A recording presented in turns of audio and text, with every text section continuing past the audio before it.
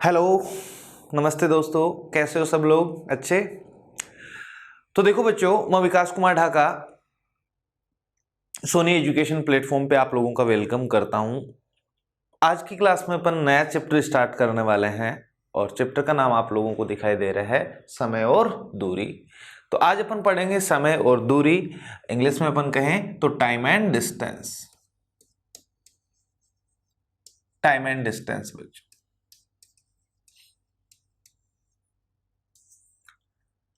देखो सबसे पहले यहां पर जो मैंने दो शब्द लिखे हैं, एक तो है बच्चों समय और एक है दूरी। तो बात करते हैं दूरी की पहले। डिस्टेंस किन्हीं भी दो बिंदुओं के बीच का फासला ही क्या कहलाती है? दूरी। जैसे आपका घर है, मेरा घर है, दोनों के बीच कितना डिफरेंस है। लेकिन इस चैप्टर के अंदर दूरी को अपन काफी सारी यूनिट, काफी सारी इकाइयों में माप सकते हैं। जैसे आपने पढ़ा होगा प्रकाश वर्ष, दूरी मापने की होती है। जैसे अंतरिक्ष में दो ग्रहों के बीच की दूरी प्रकाश वर्ष में बताई, बहुत बड़ी इकाई होती है। नैनोमीटर, माइक्रोमीटर, ये सब दूरी मापने के इकाई है। लेकिन इस चैप्टर में जो अपन दूरी की इकाई इस्तेमाल करेंगे, एक बार उनके बारे में देखते हैं। देखो बच्चों, दूरी को अपन किलोमीटर में भी माप सकते हैं।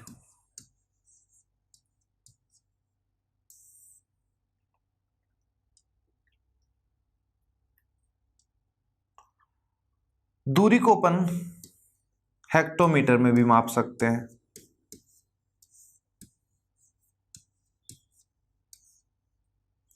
दूरी को अपन डेकामीटर में भी माप सकते हैं।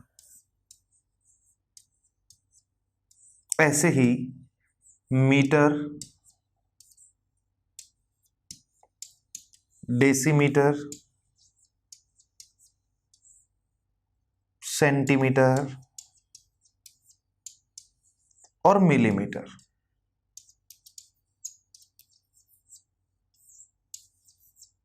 ये सब दूरी मापने की इकाई। आप लोगों को इनको ध्यान रखना है और इसी क्रम में ध्यान रखना है बच्चों। सबसे ऊपर मैंने लिखा किलोमीटर, फिर hectometre, decametre, metre, decimetre, centimetre और मिलीमीटर। इसको अपन KM भी लिख देते हैं, क्वेश्चन में आ जाता है बच्चों। हेक्टामीटर को HM लिख देता है, डेकामीटर को DM लिख देता है, मीटर को M लिखता है, डेसीमीटर को स्मॉल dm लिखता है। ये फर्क होता है डेकामीटर और डेसीमीटर में। इसको कैपिटल D लिखता है और इसको स्मॉल d लिखता है। डेसीमीटर के बाद सेंटीमीटर को CM लिखता है और मिलीमीटर को MM लिखता है। तो कभी कभी ये भी जैसे ऑप्शन में आ जाता है बच्चों, तो आपको कैपिटल DM दिखाई दे जाए इसका मतलब तो डेकामीटर है, स्मॉल dm दिखाई दे जाए इसका मतलब डेसीमीटर है। तो ये थोड़ा ये भी आपको ध्यान, इसी क्रम में याद करने के लिए मैंने आपको क्यों बोला। जैसे दो दूरी आ गई एक ही क्वेश्चन में, एक दूरी मैंने चली, एक आपने चली, उनको जोड़ना है। आप तब तक नहीं जोड़ सकते जब तक आपको उसकी यूनिट सेम नहीं दे रखी हुई है। जिसमें कह दूं आप तो 2 किलोमीटर चले, मैं 500 मीटर चला, तो जोड़ के 500 प्लस 2 502 नहीं कर सकते। या तो दोनों को किलोमीटर में बदलेंगे या फिर दोनों को किस में बदलेंगे? मीटर में। तो इकाई को समान बनाना होता है और उसके लिए अपने को एक से दूसरे में बदलना आना चाहिए, वरना आपको क्वेश्चन आते आते आप क्वेश्चन गलत कर दोगे। ऊपर से नीचे की तरफ जाते हैं तो आपको 10 से गुना करना है, लेकिन नीचे से ऊपर की तरफ जाएं तो 10 से भाग देना है, या यूं कह दो 1/10 से गुना करना है। ये करना है अपने को। नीचे से ऊपर की तरफ जाना है, 10 से इंटू करते जाना है, 10 से गुना, और नीचे से ऊपर की तरफ जाना है तो 10 का भाग देना है। जैसे मैं आपसे ये कह दूं 1 किलोमीटर में कितने हेक्टामीटर होते हैं, कितने हेक्टोमीटर होते हैं, तो आप कहोगे सर 10 होते हैं। 1 हेक्टोमीटर को डेकामीटर में तो 10 से गुना करोगे तो 10, 1 डेकामीटर में मीटर भी 10, 1 मीटर में डेसीमीटर भी 10, और 1 डेसीमीटर में 10 सेंटीमीटर होते हैं, और 1 सेंटीमीटर में 10 मिलीमीटर। मैन अपने को ये तीन ही काम में लेनी होती है, किलोमीटर, मीटर और सेंटीमीटर। इन्हीं का ज्यादा यूज होता है। कभी कभी ये दिख जाती है, इसलिए अपने को पता होना बहुत जरूरी है बच्चों। तो आप मुझे बताओ 1 किलोमीटर में कितने मीटर होते हैं? वैसे सबको पता होगा 1000 होते हैं, 1000। लेकिन देखें तो अपन एक बार 10 से गुना करेंगे, फिर 10 से गुना करेंगे तो 100, और फिर 10 से गुना करोगे तो 1000, तो 1000 गुना है। ठीक है, ऐसे मीटर को किलोमीटर में बदलोगे तो 1000 से भाग देना है, ऊपर जा रहे हैं उल्टा करना है। ऐसे मीटर में कितने सेंटीमीटर होते हैं? 100 होते हैं ना। देखो पहले 10 से गुना करेंगे तो डेसीमीटर में बदलेगा, फिर 10 से गुना करेंगे तो सेंटीमीटर में बदलेगा। 1 मीटर में कितने सेंटीमीटर? 100। तो ऐसे ही मीटर को सेंटीमीटर में बदलना है तो आपको 100 से गुना करना है, और सेंटीमीटर को मीटर में बदलना है तो 100 से भाग देना है।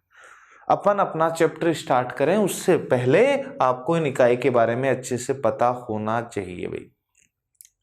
आगे चलते हैं, दूसरी बार बात करते हैं समय की। देखो बच्चों, समय को भी मापने की कई सारी इकाई होती हैं, जैसे शताब्दी, वर्ष, दशक, पखवाड़ा, है ना, हफ्ता, महीना, ये सब समय मापने की ही इकाई है।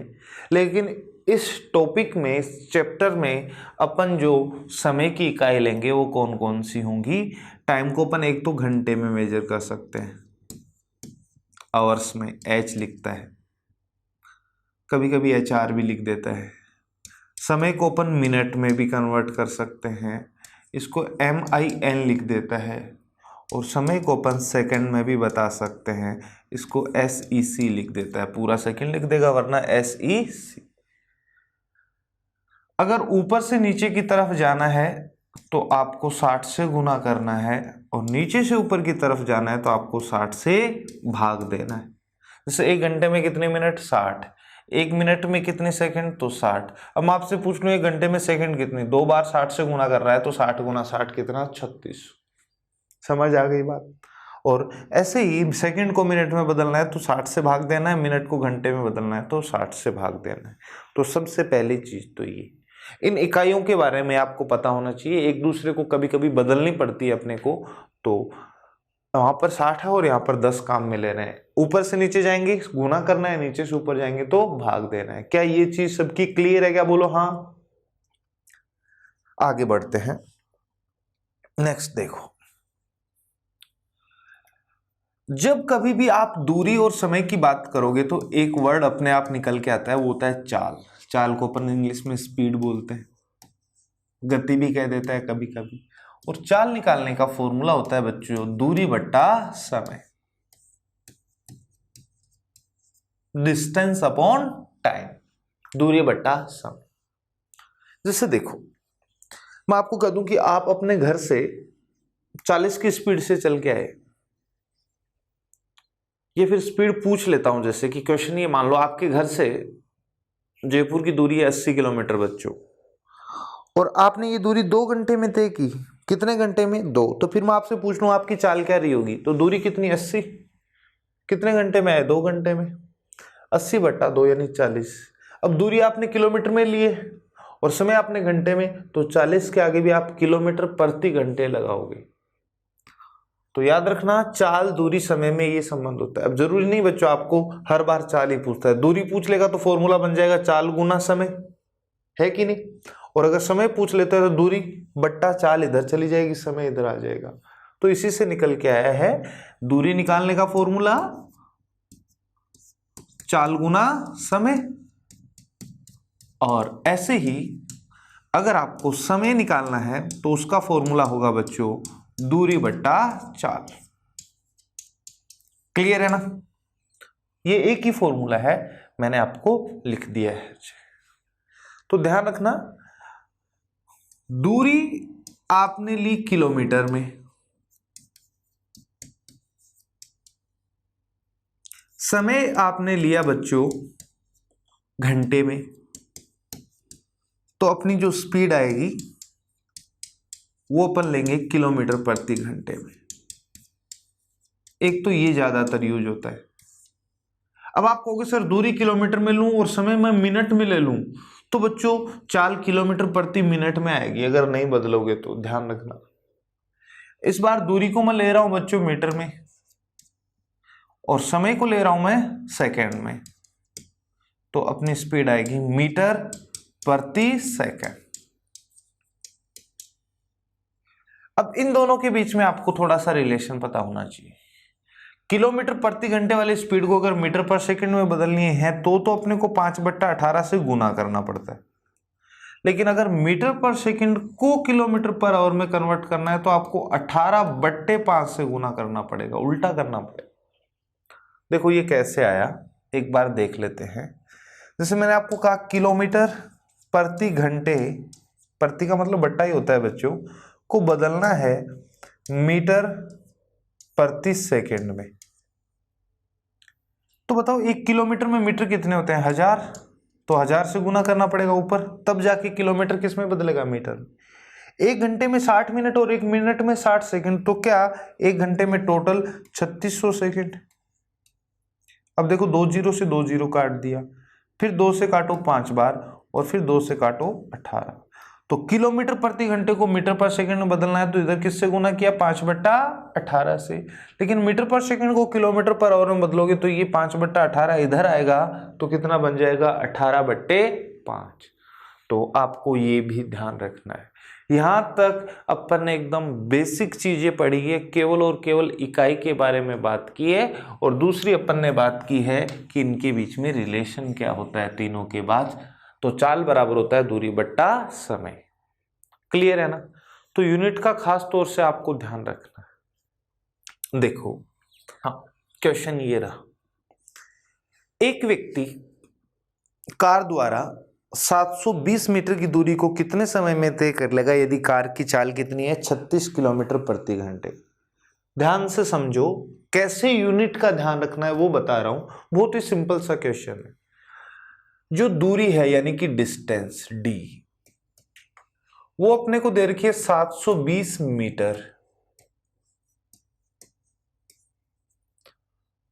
और जो चाल यानी स्पीड s लिख रहा हूं मैं स्पीड का, वो दे रखी है बच्चों अपने को 36 किलोमीटर प्रति घंटे, किलोमीटर प्रति घंटे। अब टाइम मुझे किस में चाहिए? सेकंड में। तो देखो मैंने क्या बताया, दूरी तो रखेंगे मीटर में, टाइम चाहिए मुझे सेकंड में, तो क्या स्पीड मीटर पर सेकंड में होनी चाहिए? किस में होनी चाहिए? मीटर पर सेकंड। तो आप इनको बदलो बच्चों, दूरी को मीटर में बदलना था, क्या ऑलरेडी मीटर में ही है, लेकिन स्पीड को मीटर पर सेकंड में बदलना है, क्योंकि टाइम किस में चाहिए मुझे? सेकंड में। तो आप इसको कन्वर्ट करो मीटर पर सेकंड में। तो अभी मैंने बताया था क्या बच्चों, 5/18 से गुना कर देते हैं क्या? 18 से काट दिया 2 बार, 5 गुना 2, 10 मीटर पर सेकंड हो गई। 1 सेकंड में अगर आप 10 मीटर जाओगे ना तो 1 घंटे में 36 किलोमीटर चलोगे, देख लेना भले ही आप निकाल के। अब देखो मैंने आपको समय का क्या फॉर्मूला बताया, समय बराबर होता है दूरी बट्टा चाल। समय बराबर क्या होता है? दूरी बट्टा चाल। दूरी कितनी है बच्चों? 720, और स्पीड कन्वर्ट करने के बाद कितनी रहेगी? 10। 0 से 0 काट देंगे, 72 अपना आंसर है, 72 सेकंड लगेंगे। तो पहला क्वेश्चन बड़ा ही आसान सा क्वेश्चन था, लेकिन मैंने आप लोगों को बताया कि किस तरीके से अपन लोग इकाई के को बदलते हैं, भले ही वो दूरी की इकाई हो, भले ही समय की इकाई हो या चाल की इकाई हो। अगला क्वेश्चन भी इसी पे है। देखो क्या है, एक कार 20 मिनट में कितनी दूरी तय कर लेगी यदि कार की चाल 12 किलोमीटर प्रति घंटे है? देखो इस बार समय दे रखा है अपने को, टाइम कितना दे रखा है बच्चों? 20 मिनट, और एक आपको चाल दे रखी है, स्पीड दे रखी है कितनी? 12 किलोमीटर प्रति घंटे। मुझे निकालनी है दूरी। क्या बच्चों दूरी किलोमीटर में है क्या? तो देखो मैंने अभी आपको क्या बताया, दूरी अगर अपन किलोमीटर में रखेंगे तो जो समय है वो अपने पास आवर में होना चाहिए, और स्पीड जो अपनी है वो आ जाएगी किलोमीटर पर आवर। अब देखो स्पीड अपने को किलोमीटर पर आवर में ही दे रखी है क्या, तो इसको तो बदलने की जरूरत है नहीं। लेकिन क्या बच्चों टाइम को अपने को घंटे में लेना पड़ेगा, तो इसको घंटे में बदलना है। मिनट को घंटे में बदलना, ऊपर जाना है तो 60 से भाग देते हैं, 20/60। क्या और सोल्व करूं तो 1/3 घंटे लिख सकता हूँ इसे। अब निकाल लेते हैं कितनी दूरी तय करेगी। दूरी निकालने का फॉर्मूला मैंने लिखाया था बच्चों, चाल गुना समय। क्या होता है? चाल गुना समय। आपकी चाल कितनी है? चाल है 12 किलोमीटर प्रति घंटे, और समय कितना आ गया बच्चों? 1/3। तो देखो 3 से काट दो 4, आपकी दूरी आ जाएगी 4 किलोमीटर, जो आपका ऑप्शन सी है। तो समझ में आ रही है ना ये बात, किस तरीके से अपन इकाई को बदलें और कौन सी इकाई को बदलें ताकि अपने पास आंसर आ जाए। तो वो अपन देखते हैं आंसर के अकॉर्डिंग कि आंसर जो है अपने ऑप्शन जो है वो किस में दे रखे हैं और उसके अकॉर्डिंग उनको बदल लेते हैं। अगला क्वेश्चन देखते हैं एक बार, क्वेश्चन नंबर 3। एक कार 40 किलोमीटर प्रति घंटे की चाल से जा रही है बच्चों। उसी समय उसी दिशा में दूसरी कार 50 किलोमीटर प्रति घंटे की चाल से चलती है। 3 घंटे बाद उन दोनों के बीच की दूरी बताइए। देखो बच्चों, एक चीज समझना है यहां से, क्वेश्चन क्या कह रहा है, जैसे ये कोई जगह है, पहली कार यहां से चली और इस दिशा में जा रही, मान लो यहां आ गई, इसकी स्पीड दे रखी है 40 किलोमीटर प्रति घंटे, इधर जा रही है। उसी समय मतलब दोनों साथ चलती हैं और उसी दिशा में दूसरी कार चलती है, यहीं से चलाना है और उसी टाइम पर एक दूसरी कार जा रही है सेम दिशा में, उसकी स्पीड दे रखी है 50 किलोमीटर प्रति घंटे। आपसे पूछा कि 3 घंटे बाद देखेंगे तो उन दोनों के बीच की दूरी कितनी होगी। तो देखो बच्चों, मान लो 3 घंटे में जिसकी स्पीड कम है वो दूरी भी कम चलेगी। तो एक तो ये वाली दूरी और एक ये वाली दूरी, आपको इन दोनों के बीच की दूरी ये बतानी है, ये आपको पता करनी है। तो मैंने आपको दूरी निकालने का क्या फॉर्मूला बताया, स्पीड इनटू टाइम। इसकी स्पीड है 40 और समय दे रखा है 3 घंटे का, तो 40 गुना 3, क्या ये दूरी 120 किलोमीटर चलेगी क्या? ये दूरी कितनी आ गई बच्चों, 120, यहां से यहां तक। दूसरी कार है, उसकी स्पीड कितनी दे रखी है बताइए, 50, और टाइम वो भी 3 घंटे ही चली, तो क्या ये 150 किलोमीटर चलेगी? यानी यहां से यहां तक की ये पूरी दूरी है 150 किलोमीटर। मुझे तो दोनों के बीच की दूरी चाहिए, 150 में से 120 घटा दो तो क्या बच्चों 30 बचा गया। तो इस क्वेश्चन का आंसर कितना हो जाएगा, 30 किलोमीटर। अब देखो, आप कभी भी एक ही पॉइंट से, या भले अलग अलग पॉइंट भी हो सकता है बच्चों, दो व्हीकल, दो वाहन अगर एक ही दिशा में जाते हैं ना, तो वहां पर अपन उनकी चाल की जगह अपन लेते हैं प्रभावी चाल, इफेक्टिव स्पीड, और वो होता है उनका अंतर। जैसे ये समझो, दो कार हैं, दोनों एक साथ एक ही पॉइंट की तरफ रवाना हुई, दोनों कार में एक एक पैसेंजर बैठा है। अगर दोनों की स्पीड बराबर रख दूं मैं, तो क्या इस कार वाला व्यक्ति उस वाले कार वाले व्यक्ति को बहुत अच्छे से देख सकता है? उसको ऐसे लगेगा, ऐसा अगर उसकी तरफ देखेगा कि तो वो एक जगह स्थिर है। क्यों? क्योंकि दोनों की स्पीड सेम है, तो कार तो चल रही है लेकिन एक दूसरे के सापेक्ष वो एकदम से फिक्स है। लेकिन मान लो मेरी कार की स्पीड 40 है, दूसरी कार की स्पीड 50 है।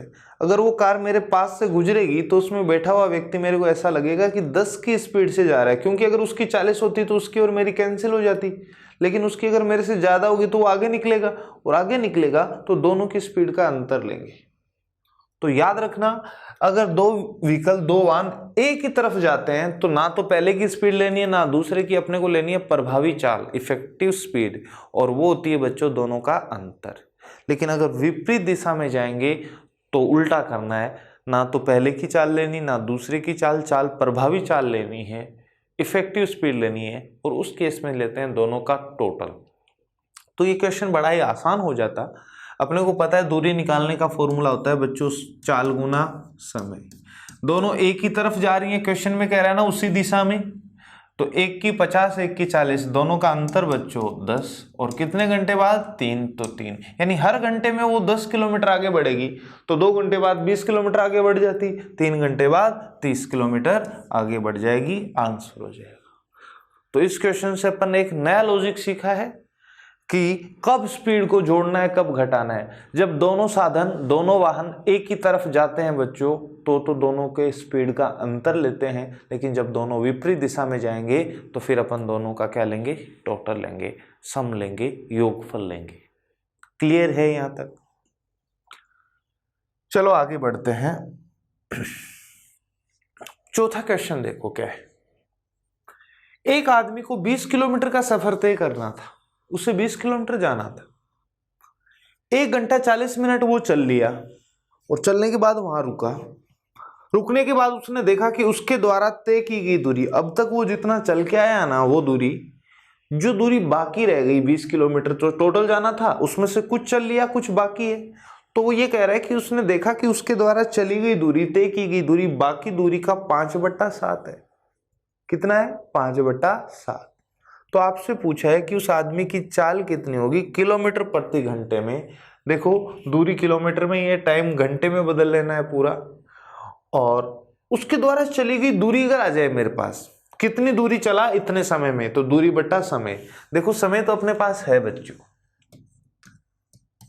1 घंटा तो ऑलरेडी घंटे में है, प्लस एक्स्ट्रा जो 40 मिनट है उसको घंटे में बदलने के लिए 60 से भाग दोगे तो 2/3, एक में 2/3 जोड़ोगे तो 5/3 घंटे का टाइम होगा ही। 1 घंटे 40 मिनट को आप सोल्व करके 5/3 घंटे लिख सकते हो। यहां तक किसी बच्चे को कोई दिक्कत हो तो बोलो, कोई दिक्कत नहीं है। अपने को स्पीड किलोमीटर प्रति घंटे में, तो मैंने टाइम को घंटे में बदल लिया।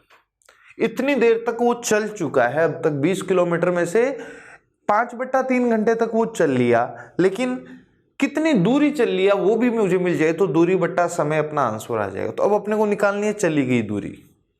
ध्यान से देखो बच्चे, अक्स वक्स मान के लग जाते हैं, अपने को ऐसा कुछ काम नहीं करना बच्चों, ये समझने वाली बात है। यहां से चलकर यहां तक जाना था, सपोज करो एक बार भूल जाओ 20 किलोमीटर को, और मान लो वो 1 घंटे 40 मिनट में यहां तक आ गया, ये दूरी मुझे चाहिए। लेकिन इसने कहा कि ये जो दूरी है ना, वो बाकी बची हुई दूरी का 5/7 है। एक ऐसी संख्या बताओ जिसका 5/7 निकालना बहुत आसान है, तो वो होगी 7। हर मान लिया करो, क्योंकि जब मैं 7 को 5/7 से गुना करूंगा बच्चों, 7 से 7 कट जाएगा, तो ये कितना, 5। आपको ये अनुपात बना लेना है, ये कहना चाह रहा हूं। उसके द्वारा चली गई दूरी, और ये है शेष दूरी, और ये टोटल दूरी। शेष दूरी का वो 5/7 चला है, तो एक ऐसी संख्या जिसका 5/7 निकालना आसान हो, हर वाली वैल्यू। अगर 7 बच गई होती तो वो 5 चल लेता, तो फिर क्या बच्चों, पूरी दूरी 12। लेकिन देखो एक्चुअल में पूरी दूरी तो अपने को पता है कितने किलोमीटर है, 20 किलोमीटर। तो वही प्रतिशत वाला ही काम कर रहे हैं सारा अपन। 12 यूनिट की वैल्यू 20, तो 1 यूनिट की वैल्यू आ जाएगी बच्चों 20/12, 20/12। और मुझे उसके द्वारा चली गई दूरी चाहिए, तो मुझे 5 यूनिट की वैल्यू चाहिए। ये लो, ये उसके द्वारा चली गई दूरी आ जाएगी। 4 से काट दिया मैंने 3 बार, 4 से काट दिया 5 बार, 25/3 किलोमीटर वो चल गया है। और कितने घंटे में, इतने घंटे में। तो आपने कहा सर चाल निकालनी है, चाल निकालने का फॉर्मूला दूरी बट्टा समय। दूरी लिखो कितनी, 25/3, बट्टा में लिखना है समय। समय कितना है, 5/3।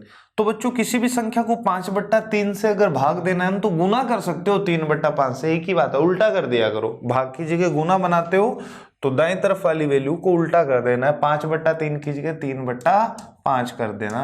5 से काट दो 5 बार, 3 से ये 3 कट जाएगा।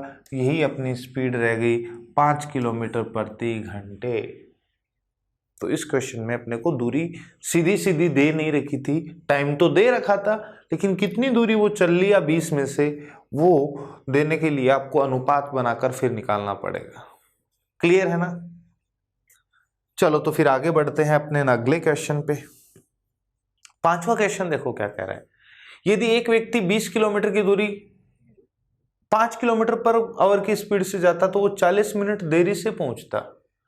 यदि वह 8 किलोमीटर प्रति घंटे की गति से जाए तो नियत समय से कितना पहले पहुंचे। अब देखो बच्चों ध्यान से देखना, पहली कंडीशन, फर्स्ट कंडीशन की बात करेंगे और सेकंड कंडीशन की, अलग अलग बात करेंगे अपन। एक बात बताइए, यहां टाइम चाहिए मेरे को। टाइम का फॉर्मूला पड़ा है दूरी बट्टा चाल। दूरी कितनी है 20 किलोमीटर में और स्पीड है वो 5 किलोमीटर प्रति घंटे में, तो ये टाइम अपने पास 4 घंटे आया गया। कितना आ जाएगा? 4 घंटे लगेंगे। अब आप मुझे बताओ,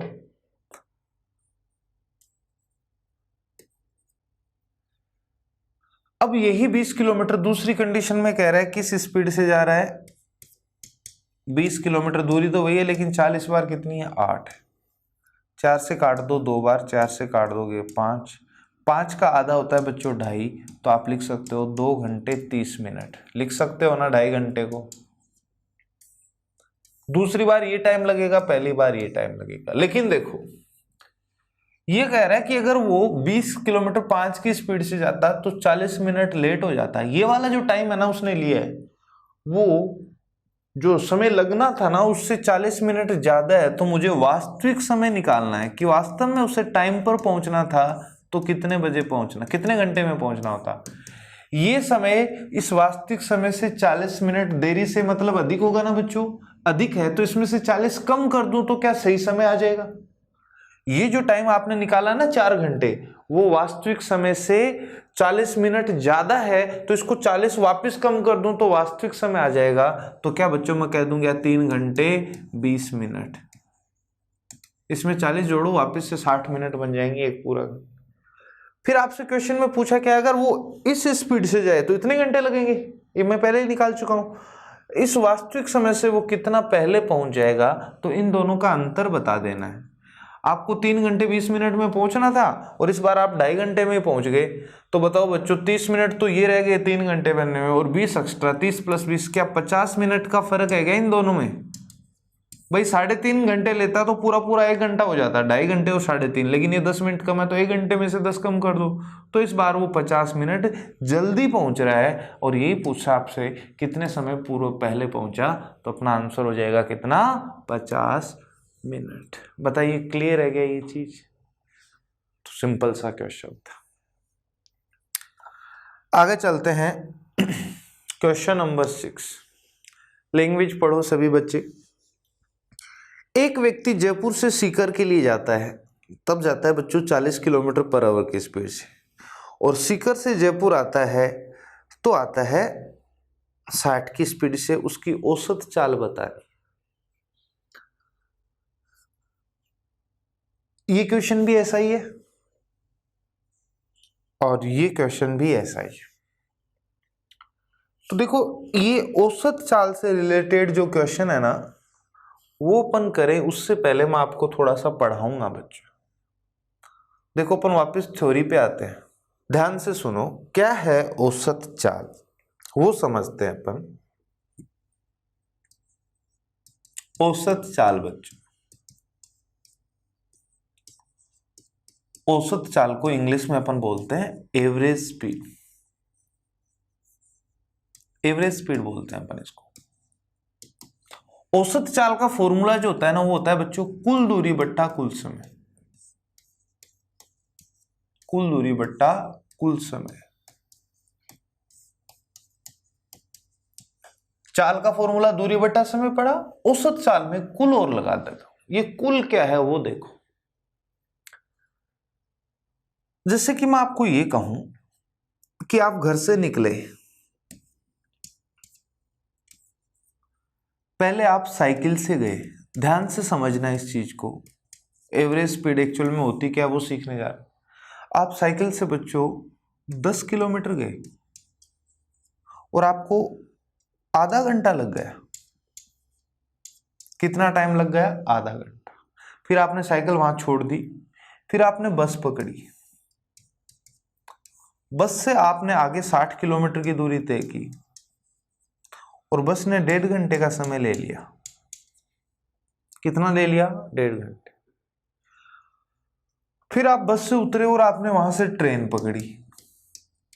ट्रेन में आगे आपने 100 किलोमीटर का सफर किया और मान लो यहां पर आपको 2 घंटे लग गए।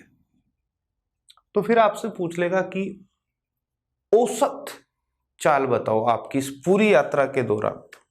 तो देखो बच्चों, आपने 10 किलोमीटर आधे घंटे में चला साइकिल से, इसका मतलब आपकी साइकिल की स्पीड 20 किलोमीटर है प्रति घंटे। 1 घंटे में 20 जाओगे तो आधे में 10। यहां पर तो साइकिल की स्पीड कुछ और है। बात करें इसकी बस की, तो 60 को भाग देना है 1.5 से, दूरी बट्टा समय होता है स्पीड, तो 3/2, 40 स्पीड इसकी आ जाएगी। ऐसे इसकी स्पीड होगी 50। इन सब की स्पीड अलग अलग है क्योंकि व्हीकल भी अलग अलग है। लेकिन मैंने आपको कहा कि मुझे औसत चाल चाहिए, तो आपको क्या पढ़ा है मैंने फॉर्मूला, कुल दूरी बट्टा कुल समय। इनको जोड़ो बच्चों, 10 + 60 70, 70 + 100 170 किलोमीटर आप कुल दूरी चले हो। और कुल समय कितना लगा, आधा घंटा यहाँ पे है बच्चों, और 1.5 घंटा यहाँ पर, 2 घंटे। 2 + 2 4 घंटे में चलाया आपने। ये 170 किलोमीटर दूरी आपने शुरू से लेके लास्ट तक चली, तो कुल कितना समय लगा, 4 घंटे। अब देखो 170 को 4 से भाग देना है, मतलब 2 बार आधा कर दो। 170 का आधा 35, 170 का आधा 85, 85। फिर 85 का एक बार और आधा कर दो तो हो जाएगा 42.5। या फिर भाग दे के देख लो, 4 का भाग दोगे 4 बार, 16, एक शेषफल बचेगा 10।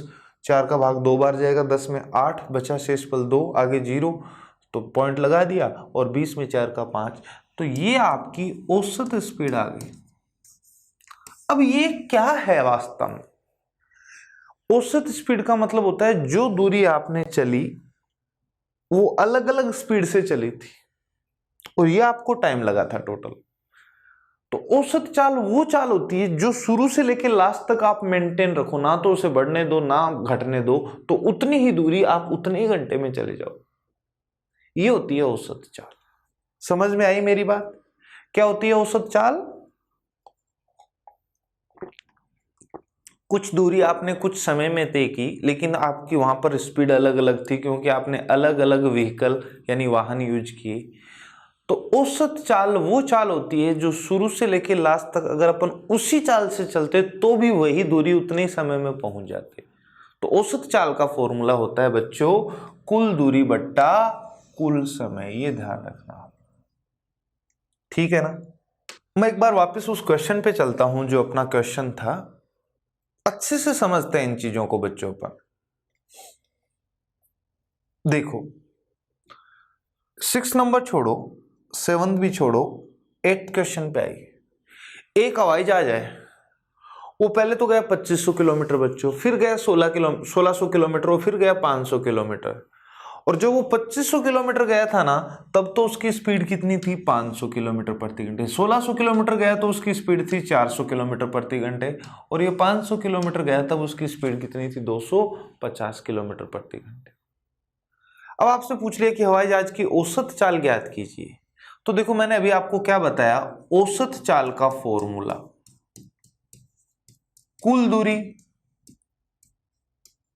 कुल दूरी बट्टा कुल समय, यही पढ़ा है ना अपन ने। लेकिन इस बार आपको समय नहीं दे रखा, कुल समय सॉरी,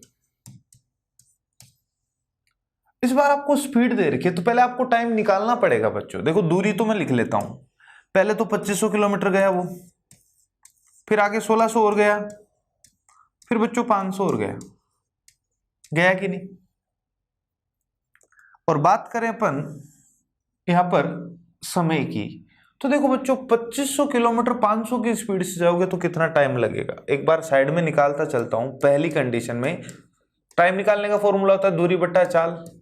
क्या बच्चों ये 5 बार कटेगा, तो आप कहोगे सर 5 घंटे तो पहले लगे। फिर दूसरी बार आप दूरी कितने चले, 1600 क्वेश्चन में देखो दे रखा है ना, और लेकिन स्पीड क्या थी 400, तो ये कट रहा है पूरा पूरा 4 बार, तो 4 घंटे और लगे। और फिर आप तीसरी बार 500 किलोमीटर गए, और किस स्पीड से गए, 500 किलोमीटर 250 की स्पीड से, तो क्या यहां पर पूरा 2 बार कट रहा है, तो 2 घंटे यहां लग गए। अब देखो जोड़ो बच्चों, 2500 + 500 3000, 3000 में 1600 जोड़ दो, 4600 किलोमीटर तो आप चल चुके, किलोमीटर में है ना। और समय आया घंटे में अपने पास, 5 + 4 9, 9 2 11 घंटे में चला आपने। तो देखो औसत चाल निकल के आ जाएगी। और सोल्व करता हूं मैं, 11 से भाग दो, 11 गुना 4 44, 4 बार भाग जाएगा, शेषफल बचा 2, 20, 20 में 11 का भाग जाएगा एक बार, शेषफल बचेगा 9, 9 और 0 आगे लग जाएगा 90, 8 बार भाग चला जाएगा 88, 90 में से 88 को निकाल दो, शेषफल बचा 2 और बट्टे में 11। तो 418 से ही 2/11 यानी कि ये अपना आंसर आ जाएगा। कुल दूरी बट्टा कुल समय। समझ आई बात? अब देखो वापस से अपन चलते हैं अपनी थ्योरी पे। दूसरा क्वेश्चन कैसे आता है, जैसे पहले मैं ये क्वेश्चन निकाल देता हूं वापस से। दूसरा क्वेश्चन बच्चों आपसे इस तरीके से पूछ लिया जाता है, ध्यान रखना इधर। जैसे मैं आपसे ये कहूं कि आप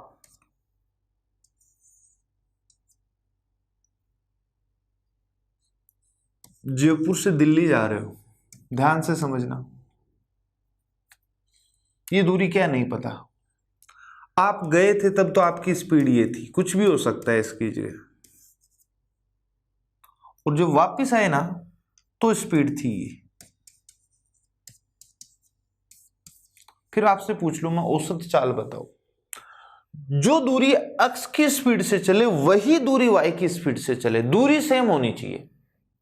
एक ही दूरी को अलग अलग स्पीड से चल रहा है तो फिर एवरेज स्पीड। देखो बच्चों, एक बार दूरी है, डिस्टेंस को एक बार डी किलोमीटर मान लेता हूं मैं। कितना मान लिया मैंने? D kilometre. अब मैंने तो आपको एवरेज स्पीड का क्या फॉर्मूला बताया, ध्यान से समझना, यहां से कुछ फॉर्मूले निकालेंगे अपन। तो आप कहोगे सर एवरेज स्पीड का आपने फॉर्मूला बताया कुल दूरी total distance upon total time, कुल समय, यही बताया ना? बता दो तो आप मुझे। डी किलोमीटर गया है और डी वापस आया तो क्या 2D हो गया क्या? टोटल दूरी 2D चल लिया। टोटल समय, जाने का टाइम, देखो समय का फॉर्मूला होता है दूरी बट्टा चाल। आप जाते वक्त कितनी दूरी गए? डी, और दूरी बट्टा चाल, किस चाल से गए? एक्स, तो दूरी बट्टा चाल, क्या ये जाने का समय आ गया? समय बराबर दूरी बट्टा चाल। आते वक्त कितना टाइम और लगा, क्योंकि टोटल टाइम लेना है, तो गए आए तो वापस से डी आप, लेकिन इस बार चाल अलग है तो टाइम भी अलग हो जाए। अब देखो बच्चों, यहां से मैं डी कॉमन ले लूं तो क्या इस डी से ये डी कट जाएगा? पूरा लिख देता हूं मैं, 2D अपॉन डी बाहर निकाल लिया तो अंदर बचा 1/x प्लस 1/y। इस डी से इसको काट दो, नीचे एलसीएम आ जाएगा, एक्स वाई वो ऊपर ले जाएंगे तो ऊपर आ जाएगा 2xy और नीचे y प्लस एक्स लिख दो या x प्लस वाई। ये अपनी एवरेज स्पीड निकल के आ गई बच्चों। तो देखो ध्यान दो इधर, जो दूरी आप गए x की स्पीड से वही दूरी आपने वापस फिर से किससे चली? y से। अगर दूरी समान है तो दूरी का कहीं देखो इसमें कहीं d का यूज हुआ क्या? नहीं। तो आप फॉर्मूला यूज कर सकते हो, 2 गुना दोनों स्पीड का गुणनफल बट्टा, एक बार y को छोड़ दो x रह जाएगा, एक बार x को छोड़ दो y, बीच में साइन प्लस। अब मान लो इस इक्वेशन में, यहीं से समझना बच्चों, मैं आगे और एक्सटेंड कर रहा हूं, x से गया, y से आया, फिर वापस गया z से, तो अब एवरेज स्पीड निकालनी है। तो एक बार देखो मैं पूरा कर देता हूं, क्या निकालनी है अपने को? Average speed. तो देखो इस बार कुल दूरी क्या 3D हो जाएगी क्या? एक बार d फिर d फिर d, 3D।